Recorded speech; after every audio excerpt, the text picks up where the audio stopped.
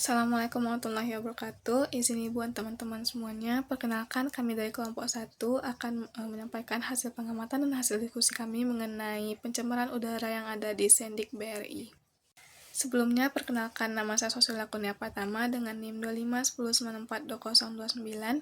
Di sini saya akan menjelaskan mengenai sumber dari pencemaran udara yang terdapat di Sendik BRI tersebut.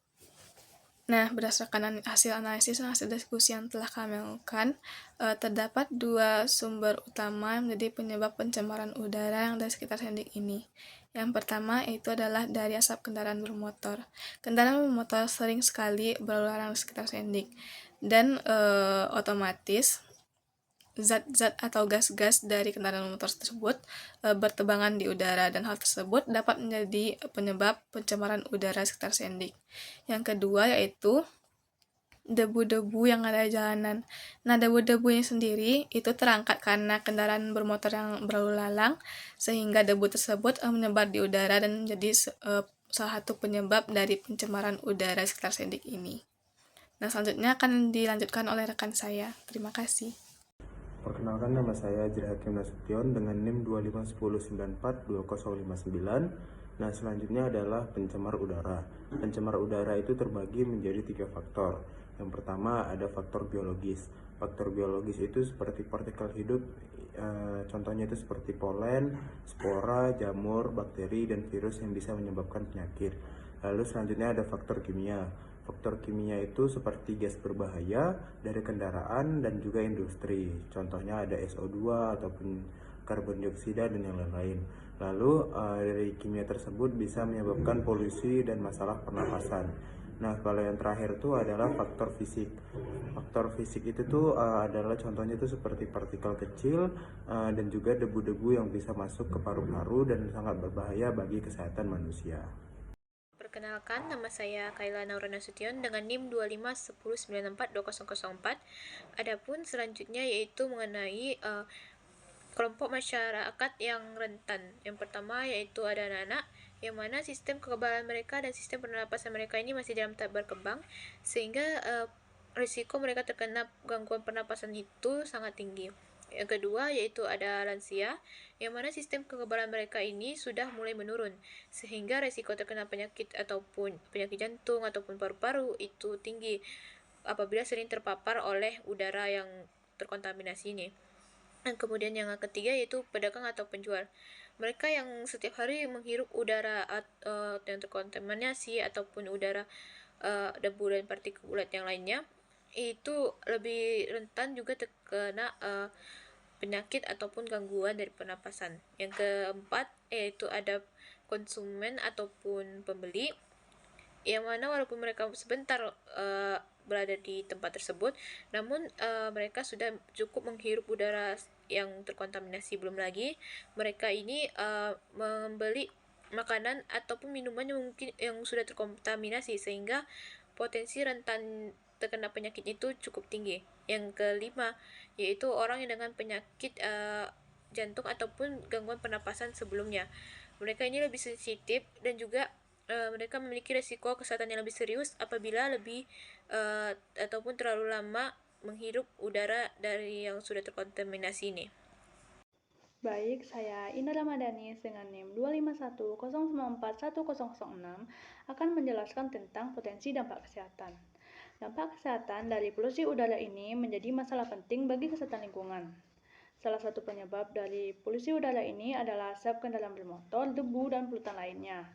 Udara yang tercemar dapat menyebabkan suatu penyakit atau penyakit antara yang terjadi yaitu gangguan pernapasan seperti batuk, pilek. Selain itu, dampak kesehatan dari polusi udara yaitu menyebabkan iritasi pada mata dan iritasi pada pernapasan yang disebabkan oleh polutan dan gas berbahaya di udara. Jika paparan terjadi terus-menerus dalam jangka waktu yang panjang atau lama, kondisi ini dapat meningkatkan risiko penyakit paru-paru. Bahkan para ilmuwan juga menunjukkan bahwa pencemaran udara dapat meningkatkan penyakit jantung. Oleh karena itu, kita perlu menjaga lingkungan agar masyarakat tidak terjadi gangguan pernapasan atau terjadi penyakit dan menjaga kesehatan lingkungan masyarakat. Perkenalkan, nama saya Diva Anggam Ramadhani dengan NIM 2510943030, dan dalam kesempatan kali ini saya akan menjelaskan bagaimana pengendalian sederhana kita dalam menjaga kualitas udara khususnya sebagai mahasiswa teknik lingkungan. Nah, di sini kami mengambil 4 cara yang sebenarnya masih banyak sekali cara untuk menjaga kualitas udara kita.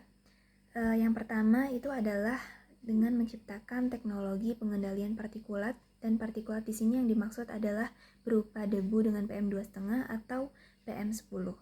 Contoh dari alatnya itu adalah fabric filter, di mana cara kerjanya adalah seperti vacuum cleaner raksasa untuk menyaring atau memfilter debu yang ada supaya tidak sampai atau tidak lepas ke atmosfer.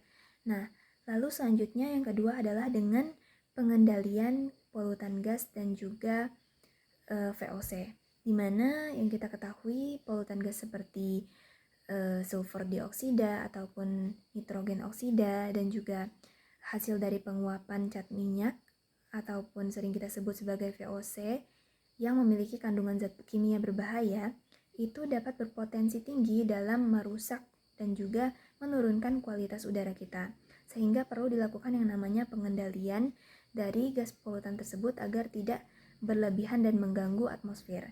Nah, lalu selanjutnya cara yang ketiga adalah dengan melakukan penghijauan atau pemberdayaan hutan kota atau jalur hijau. Nah, di sini maksud dari jalur hijau adalah dengan kita melakukan penghijauan dapat menambah kadar oksigen sehingga kualitas udara dapat terjaga dengan baik.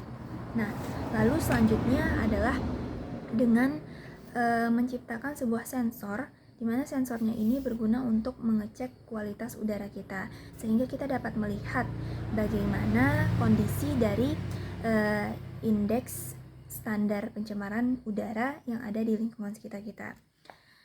Nah, dari keseluruhan tersebut dapat kita simpulkan sebenarnya kita sebagai masyarakat harus peduli dan juga mengetahui bagaimana cara untuk mengecek kualitas udara dan juga paham bagaimana cara menanggulangi ataupun mengurangi emisi karbon yang ada di lingkungan sekitar kita, seperti dengan lebih mengutamakan penggunaan transportasi umum dan juga mengurangi penggunaan transportasi pribadi. Mungkin itu yang dapat kami sampaikan dari kelompok 1. Kurang lebihnya kami mohon maaf. Terima kasih. Wassalamualaikum warahmatullahi wabarakatuh.